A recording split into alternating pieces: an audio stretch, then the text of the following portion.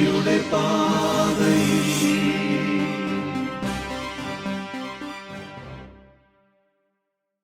ഈശോ മിശിഹായ്ക്കും സ്തുതിയായിരിക്കട്ടെ. ഈശോയുടെ കുഞ്ഞുമക്കളെ, നിങ്ങൾക്ക് എല്ലാവർക്കും സുഖമാണോ? നമുക്ക് കാറ്റീസം പഠിക്കണ്ടേ? കാറ്റീസം പഠിക്കുന്നതിന് എല്ലാവരും ടെക്സ്റ്റ് ബുക്കും നോട്ട് ബുക്കും ബൈബിളും എടുത്തു വെക്കില്ലേ? എല്ലാവരും വേഗം പോയി ബൈബിളൊക്കെ എടുത്തിട്ട് വന്നേ. ബൈബിൾ എടുത്തിട്ട് ടീച്ചറുടെ ഒപ്പം വായിക്കണം കേട്ടോ. ഓക്കെ, നമുക്ക് പ്രാർത്ഥിച്ചിട്ട് തുടങ്ങാം. നല്ലവനായ ഈശോയെ, ഉന്നതത്തിൽ നിന്ന് ജ്ഞാനം നൽകുന്നില്ലെങ്കിൽ അങ്ങയുടെ ഹിതമറിയാൻ ആർക്കും സാധിക്കുകയില്ലെന്ന് തിരുവചനത്തിൽ അങ്ങ് അരുൾ ചെയ്തിട്ടുണ്ടല്ലോ. ജ്ഞാനത്താൽ ഞങ്ങളെ നിറയ്ക്കണമേ. അങ്ങേ പരിശുദ്ധാത്മാവിനെ ഞങ്ങൾക്ക് അയച്ചു തരണമേ. പരിശുദ്ധമ്മേ മാതാവേ, വിശ്വാസ പരിശീലനം നേടിക്കൊണ്ടിരിക്കുന്ന ഞങ്ങളെ ഓരോരുത്തരെയും അമ്മ തന്നെ പരിശീലിപ്പിക്കണമേ. നന്മ നിറഞ്ഞ മറിയമേ സ്വസ്തി, കർത്താവ് അങ്ങയുടെ കൂടെ സ്ത്രീകളിൽ അങ്ങ് അനുഗ്രഹിക്കപ്പെട്ടവളാകുന്നു. അങ്ങയുടെ ഉദരത്തിൻ ഫലമായ ഈശോ അനുഗ്രഹിക്കപ്പെട്ടവനാകുന്നു. പരിശുദ്ധ മറിയമേ തമ്പുരാൻ്റെ അമ്മേ, പാപികളായ ഞങ്ങൾക്ക് വേണ്ടി ഇപ്പോഴും ഞങ്ങളുടെ മരണസമയത്തും തമ്പുരാനോട് അപേക്ഷിച്ചു കൊള്ളണമേ. ആമേൻ. മക്കളെ, നമ്മൾ ഇന്ന് പഠിക്കാൻ പോകുന്നത് 9ാമത്തെ പാഠാണ്. എത്രാമത്തെ പാഠാണ്? 9ാമത്തെ പാഠം. എല്ലാവരും ടെക്സ്റ്റ് ബുക്ക് എടുത്തേ. പാഠത്തിൻ്റെ പേര് ടീച്ചറുടെ ഒപ്പം വായിച്ചേ. ക്ഷമിക്കാൻ പഠിപ്പിച്ച ഈശോ. എന്താണ്? ക്ഷമിക്കാൻ പഠിപ്പിച്ച ഈശോ. എന്താ ക്ഷമ എന്നറിയോ നിങ്ങൾക്ക്? ക്ഷമ എന്ന് പറഞ്ഞാൽ വിട്ടുകൊടുക്കാനും മറ്റുള്ളവരുടെ സ്നേഹത്തിലും സമാധാനത്തിലൊക്കെ ജീവിക്കാൻ പറ്റുന്ന ഒരു ദൈവത്തിൻ്റെ കൃപയാണ് ക്ഷമ. നിങ്ങളെല്ലാവരും കാറ്റീസത്തിൽ പഠിച്ചിട്ടുള്ള പോലെ പരിശുദ്ധാത്മാവിൻ്റെ ഒരു ഫലമാണ് ക്ഷമ എന്ന് പറയുന്നത്. പരിശുദ്ധാത്മാവിൻ്റെ ഫലമാണ് ക്ഷമ. ഈശോയാണ് ഇന്ന് നമ്മെ ക്ഷമിക്കാൻ പഠിപ്പിക്കുന്നത്. ആരാണ്? ഈശോ. ഈശോ എങ്ങനെ ക്ഷമിക്കാൻ പഠിപ്പിച്ചേ? ക്ഷമയെ കുറിച്ച് കുറേ ക്ലാസ് എടുത്തിട്ടാണോ? അല്ല. ഈശോ തൻ്റെ പരസ്യ ജീവിതം മുതൽ കുരിശുമരണം വരെ പല സാഹചര്യങ്ങളിൽ ക്ഷമിക്കേണ്ടത് എങ്ങനെയെന്നും ക്ഷമിക്കുന്നത് എന്തിനു വേണ്ടിയാണെന്നും നമുക്ക് പഠിപ്പിച്ചു തന്നിട്ടുണ്ട്. നമുക്കിന്ന് അതിനെക്കുറിച്ച് പഠിക്കാം. എല്ലാവരും റെഡിയല്ലേ? ഈശോ ക്ഷമയെക്കുറിച്ച് നമുക്ക് കാണിച്ചു തന്ന ഏറ്റവും വലിയ ഉദാഹരണമാണ് ഈശോയുടെ കുരിശുമരണത്തിൽ കുരിശിൽ കിടന്നുകൊണ്ടുള്ള പ്രാർത്ഥന. ആ പ്രാർത്ഥന വിശുദ്ധ ലൂക്കായുടെ സുവിശേഷത്തിൽ 23ാമത്തെ അധ്യായത്തിലുണ്ട്. എല്ലാ മക്കളും ബൈബിൾ എടുത്ത് 23ാമത്തെ അധ്യായം, വിശുദ്ധ ലൂക്കായുടെ സുവിശേഷം 23ാം അധ്യായം 34ാമത്തെ വാക്യം ടീച്ചറുടെ ഒപ്പം ഒന്ന് വായിച്ചേ. പിതാവേ, അവരോട് ക്ഷമിക്കണമേ, അവർ ചെയ്യുന്നത് എന്തെന്ന് അവർ അറിയുന്നില്ല. എന്താണ് ഈശോ പ്രാർത്ഥിക്കുന്നത്? ഈശോയെ കുരിശിൽ തറച്ച് കൊല്ലാൻ വിട്ടുകൊടുക്കുന്ന ആളുകൾക്ക് വേണ്ടി ഈശോ പ്രാർത്ഥിക്കുകയാണ്. അവർ ചെയ്യുന്നത് എന്തെന്ന് അവർ അറിയുന്നില്ല, അവരോട് ക്ഷമിക്കണമെന്ന്. എത്ര വലിയ പ്രാർത്ഥനയല്ലേ മക്കളെ? ഈശോ സ്നേഹത്തിൻ്റെയും ക്ഷമയുടെയും ഒക്കെ ഒരു പുതിയ നിയമം നൽകാനാണ് ഈ ഭൂമിയിലേക്ക് വന്നത്. സ്നേഹത്തിൻ്റെയും ക്ഷമയുടെയും പുതിയ നിയമം. അപ്പോൾ അവിടെ പഴയതായിട്ട് എന്തോ ഉണ്ട് ഇല്ലേ?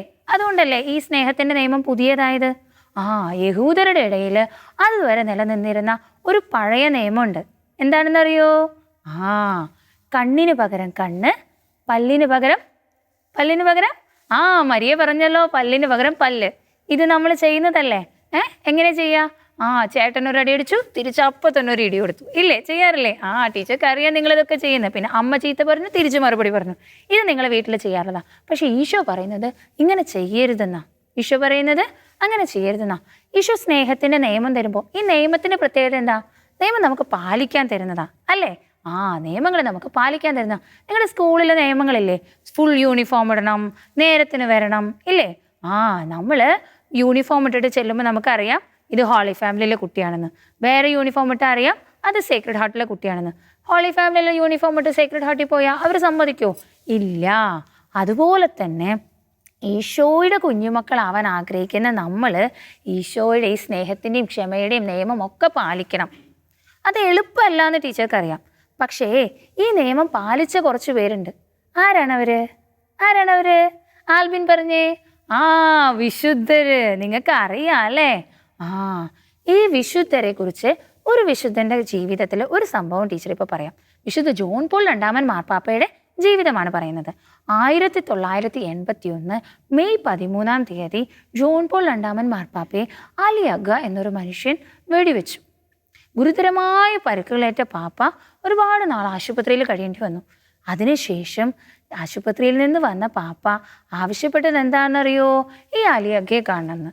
അങ്ങനെ ജയിലിൽ അതിനു വേണ്ട ക്രമീകരണങ്ങളെല്ലാം നടത്തി അലിയക്കയെ കാണാൻ മാർപ്പാപ്പ പോയി. അവിടെ വെച്ച് മാർപ്പാപ്പ അലിയക്കയോട് പറഞ്ഞു, ഞാൻ നിന്നോട് നിരുപാധികം ക്ഷമിച്ചു എന്ന് പറയുക മാത്രമല്ല ചെയ്ത മക്കളെ, മാർപ്പാപ്പ അലിയക്കയെ ജയിലിൽ നിന്ന് മോചിപ്പിക്കാനുള്ള കാര്യങ്ങളെല്ലാം ചെയ്യുകയും ജയിലിൽ നിന്ന് മോചിപ്പിക്കുകയും ചെയ്തു. നമ്മുടെ വീട്ടിൽ നമ്മളോട് തല്ലുകൂടുന്ന, നമ്മളെ വഴക്ക് പറയുന്ന അപ്പച്ചനോടും അമ്മച്ചിയോടും ചേച്ചിയോടും ചേട്ടനോടൊക്കെ ഇതുപോലെ ക്ഷമിക്കാനും വിട്ടുകൊടുക്കാനും നമുക്ക് പറ്റുന്നുണ്ടോ? ഇല്ല അല്ലേ? ടീച്ചർക്കും പറ്റാറില്ല. അപ്പോൾ ടീച്ചർ എന്താ ചെയ്യാറെന്നറിയോ? പോയി ഒരു സ്ഥലത്ത് സമാധാനത്തിലിരിക്കും, ഇരുന്നിട്ട് പ്രാർത്ഥിക്കും, ഈശോയെ എനിക്ക് ഈ വ്യക്തിയോട് ഈ സാഹചര്യത്തോട് ക്ഷമിക്കാൻ പറ്റുന്നില്ല, വിട്ടുകൊടുക്കാൻ പറ്റുന്നില്ല, തല്ലുകൂടാനാ തോന്നുന്നേ, എൻ്റെ അടുത്തേക്ക് ഒന്ന് വായോ. പിന്നെ ഇത് പരിശുദ്ധാത്മാവിൻ്റെ ഫലമെന്ന് പറഞ്ഞില്ലേ, അപ്പം നമുക്ക് പരിശുദ്ധാത്മാവിനോടും പ്രാർത്ഥിക്കാം. ഒപ്പം തന്നെ നമ്മൾ കുംഭസാരം കേട്ടിട്ടില്ലേ? കുംഭസാരം എന്ന കൂദാശയും നമ്മൾ സ്വീകരിക്കണം. അപ്പം നമുക്ക് കൂടുതൽ ശക്തി ഉണ്ടാവും. ഈ വിശുദ്ധരുടെ ഫോട്ടോസ് നിങ്ങൾ കണ്ടിട്ടുണ്ടോ? വിശുദ്ധ കൊച്ചു ത്രേസ്യ, വിശുദ്ധ മരിയ കൊറോത്തി, വിശുദ്ധ മദർ തെരേസ, അവരുടെയൊക്കെ ആ മുഖത്തേക്കൊന്ന് നോക്കി, എന്ത് പ്രകാശം അവരുടെ കണ്ണിൽ. മദർ തെരേസയുടെ മുഖമൊക്കെ ചുക്കി ചുളിഞ്ഞ് പ്രായമായിട്ടായിരിക്കുന്നത്, പക്ഷെ എന്തൊരു ചൈതന്യ അല്ലേ? നിങ്ങൾക്കും അതുപോലെ സുന്ദരിമാരാവണോ?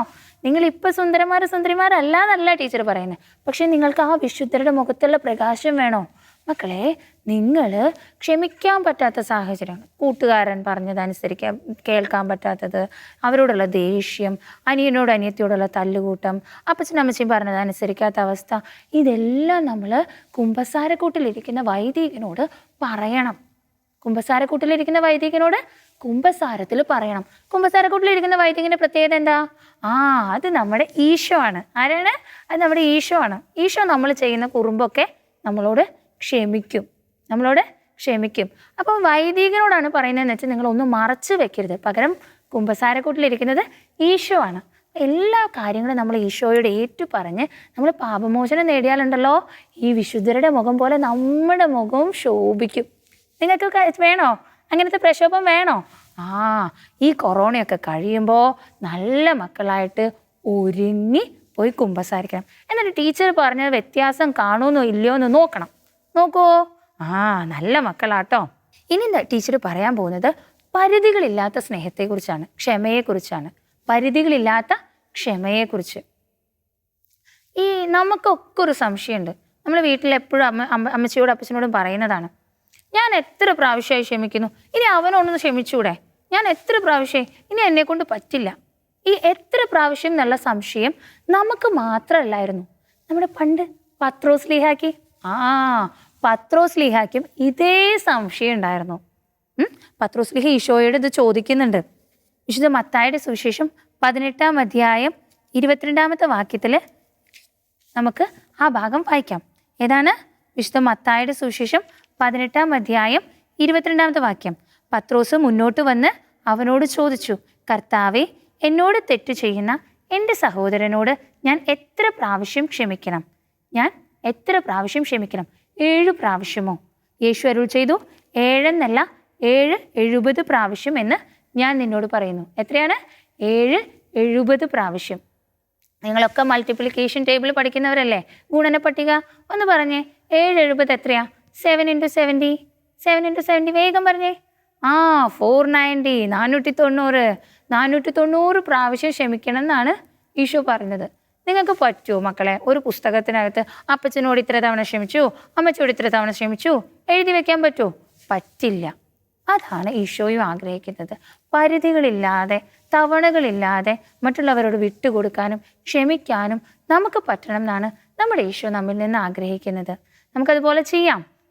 അപ്പം നല്ല മക്കളായിട്ട് ഇനി ഒരുങ്ങി ജീവിക്കണം. പിന്നെ നമുക്കൊരു സംശയമുള്ളതാണ്, നമ്മൾ മാത്രം എപ്പോഴും ക്ഷമിക്കണം.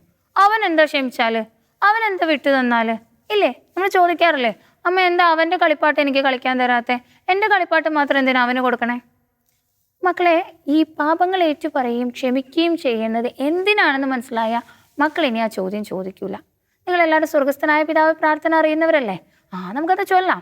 എഴുന്നേറ്റ് നിൽക്കണ്ട, ഇരുന്നിട്ട് എന്നെ ചൊല്ലാം. ഇരുന്ന് കൈകൾ കൂപ്പി ചൊല്ലിയേ. സ്വർഗസ്ഥനായ ഞങ്ങളുടെ പിതാവേ, അങ്ങയുടെ നാമം പൂജിതമാകണമേ, അങ്ങയുടെ രാജ്യം വരണമേ, അങ്ങയുടെ തിരുമനസ് സ്വർഗത്തിലെ പോലെ ഭൂമിയിലുമാകണമേ. അന്നന്ന് വേണ്ട ആഹാരം ഇന്ന് ഞങ്ങൾക്ക് തരണമേ. ഞങ്ങളോട് തെറ്റ് ചെയ്യുന്നവരോട് ഞങ്ങൾ ക്ഷമിച്ചിരിക്കുന്നത് പോലെ ഞങ്ങളുടെ തെറ്റുകൾ ഞങ്ങളോട് ക്ഷമിക്കണമേ. ഞങ്ങളെ പ്രലോഭനത്തിൽ ഉൾപ്പെടുത്തരുതേ, തിന്മയിൽ നിന്ന് ഞങ്ങളെ രക്ഷിക്കണമേ. ആമേൻ. മക്കളെ ഒന്ന് പുറകിലേക്ക് വന്നേ. ഞങ്ങളോട് തെറ്റ് ചെയ്യുന്നവരോട് ഞങ്ങൾ ക്ഷമിക്കുന്നത് പോലെ ഞങ്ങളോടും ക്ഷമിക്കണമേ. മനസ്സിലായോ എന്താ നമ്മൾ ഈശോയോട് പറയണേ? ഞങ്ങളോട് തെറ്റ് ചെയ്യുന്നവരോട് ഞങ്ങൾ ക്ഷമിക്കുന്ന പോലെ ഞങ്ങളോട് ക്ഷമിക്കണമേ. അങ്ങനെ ക്ഷമിച്ചാൽ മതിയോ നമ്മളോട്? നമ്മൾ തെറ്റ് ചെയ്ത് ക്ഷമിക്കുന്ന പോലെ തന്നെ നമ്മളോട് ക്ഷമിച്ചാൽ മതിയോ? പോരാ അല്ലേ? അപ്പം ഇപ്പം മനസ്സിലായോ? നമ്മൾ ക്ഷമിക്കുമ്പോൾ, നമ്മൾ വിട്ടുകൊടുക്കുമ്പോൾ നമ്മുടെ നിരവധിയായ പാപങ്ങൾ ക്ഷമിക്കപ്പെടും. അതിന് ഈശോ ഒരു ഉപമ പറഞ്ഞിട്ടുണ്ട്. ടീച്ചർ ഒരു കഥ പറഞ്ഞു തരാം. വിശുദ്ധ പത്രോസ്ലീഹായുടെ സംശയത്തിന് ഈശോ പറഞ്ഞ മറുപടിയായിട്ട് പറഞ്ഞ ഉപമയാണ് ടീച്ചർ കഥയായിട്ട് നിങ്ങൾക്ക് പറഞ്ഞു തരാൻ പോകുന്നത് കേട്ടോ. നിർദ്ദയനായ ഭൃത്യൻ്റെ ഉപമയാണ് ടീച്ചർ ഇന്ന് നിങ്ങൾക്ക് പറഞ്ഞു തരാൻ പോകുന്നത്. നിർദ്ദയനായ ഭൃത്യൻ്റെ ഉപമയിൽ ഒരു രാജാവ് തനിക്ക് 10,000 താലന്ത് കടം തരുവാനുള്ള ഒരാളെ വിളിച്ചിട്ട്, സേവകനെ വിളിച്ചിട്ട് അദ്ദേഹത്തിനോട് കടമെല്ലാം വീട്ടാനായിട്ട് ആവശ്യപ്പെടുകയാണ്. എത്രയും പെട്ടെന്ന് കടം വീട്ടാൻ ആവശ്യപ്പെട്ടപ്പോൾ ഈ സേവകൻ വളരെയധികം വിഷമിച്ചു പോയി. ഇദ്ദേഹം താണു വണങ്ങി രാജാവിനോട് പറഞ്ഞു, എന്നോട് ക്ഷമിക്കണം, ഞാൻ വളരെ സാവകാശം വീട്ടിക്കൊള്ളാമെന്ന് പറയുകയാണ്. അങ്ങനെ പറഞ്ഞപ്പോൾ രാജാവിന് മനസ്സലിഞ്ഞു. രാജാവ് പറഞ്ഞു, ശരി, നിന്റെ കടം ഞാൻ അടച്ചു തരാം, നീ പോയിക്കോളൂ എന്ന് പറഞ്ഞു. ഈ ഭൃത്യൻ പുറത്തേക്ക് ഇറങ്ങിയപ്പോഴോ ഈ സേവകന് 100 ധനാറ കൊടുക്കാനുള്ള ഒരു കൂട്ടുകാരനെ കണ്ടു. ഈ കൂട്ടുകാരനെ കണ്ടതും ഈ ഭൃത്യൻ എന്ത് ചെയ്തു? അവനെ വിളിച്ചു നിർത്തി, എനിക്ക് ഈ തരാനുള്ള പൈസ ഇപ്പം തരണമെന്ന് പറഞ്ഞ് അദ്ദേഹത്തിനെ ജയിലിലാക്കി. ഇത് കണ്ടു നിന്ന് സഹസേവകരുണ്ടല്ലോ രാജാവിനോട് പോയി എല്ലാ കാര്യങ്ങളും പറഞ്ഞു. രാജാവിന് ദേഷ്യം വന്നു. രാജാവ് എന്ത് ചെയ്തു? ഈ ഭൃത്യനെ വിളിപ്പിച്ചു. രാജാവ് ഒരു കാര്യം ചോദിച്ചു, ഞാൻ നിന്നോട് കരുണ കാണിച്ചതുപോലെ നീയും അവനോട് കരുണ കാണിക്കേണ്ടതായിരുന്നില്ലേ? മക്കളെ, കരുണ കാണിക്കേണ്ടതായിരുന്നില്ലേ? അതെ, ഈശോയും നമ്മളോട് ഇതുപോലെ കരുണ കാണിക്കുന്നുണ്ട്. നമ്മളും നമുക്ക് ചുറ്റുമുള്ളവരോട് ഇതുപോലെ കരുണയും ആർദ്രതയുള്ളവരായി പെരുമാറണം. മനസ്സിലായില്ലേ? ക്ഷമ എന്താണെന്നും ക്ഷമിക്കേണ്ടത് എന്തിനാണെന്നും മനസ്സിലായില്ലേ? ടീച്ചർ ഇനി ഒരു ആക്ടിവിറ്റി തരാം. അതായത് പുതിയ നിയമത്തിലും പഴയ നിയമത്തിലും ഇഷ്ടംപോലെ വചനങ്ങളുണ്ട് ക്ഷമയെക്കുറിച്ച്. അങ്ങനത്തെ ക്ഷമയെക്കുറിച്ചുള്ള കുറച്ച് വചനങ്ങൾ നിങ്ങൾ ഇതുപോലെ ചാർട്ട് രൂപത്തിൽ അല്ലെങ്കിൽ A4 സൈസ് പേപ്പറിൽ എഴുതിയിട്ട് നിങ്ങളുടെ വീടുകളിൽ ഒട്ടിച്ചു വെക്കണം. എന്നിട്ട് അത് ഫോട്ടോ എടുത്തിട്ട് നിങ്ങളുടെ ക്ലാസ് ടീച്ചേഴ്സിന് അയച്ചു കൊടുക്കില്ലേ? നമുക്കൊന്ന് പ്രാർത്ഥിച്ചിട്ട് ഇന്നത്തെ ക്ലാസ് അവസാനിപ്പിക്കാം. ഞങ്ങളുടെ ജീവിതത്തിലുടനീളം മറ്റുള്ളവരോട് ക്ഷമിക്കണമെന്ന് ഞങ്ങളോട് ആവശ്യപ്പെട്ട ഈശോയെ, ക്ഷമ എന്ന പുണ്യം ഞങ്ങളെ അഭ്യസിപ്പിക്കണമേ. തിന്മയെ നന്മ കൊണ്ട് കീഴടക്കുവാനുള്ള കൃപ ഞങ്ങൾക്ക് നൽകണമേ. ആമേൻ.